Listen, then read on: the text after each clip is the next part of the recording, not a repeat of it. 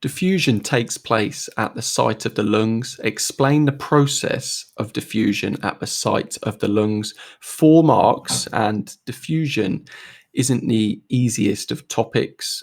So it is something we need to know in detail in case we get a question such as this on the exam.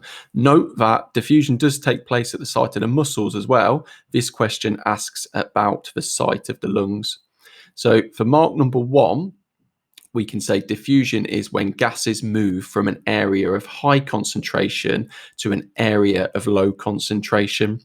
Mark number 2, at the lungs, the alveoli have a high concentration of oxygen and a low concentration of carbon dioxide. So we imagine we've just taken a breath in, so the lungs are full of oxygen, but there's a low concentration of carbon dioxide at the site of the lungs. In the bloodstream, there's a high concentration of carbon dioxide and a low concentration of oxygen.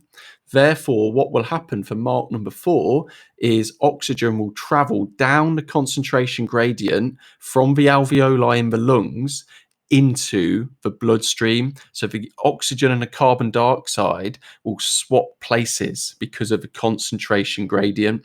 Or you could have said for mark number 4, you might have looked at it the other way around and said the CO2 from the bloodstream will travel down the concentration gradient from the bloodstream into the alveoli.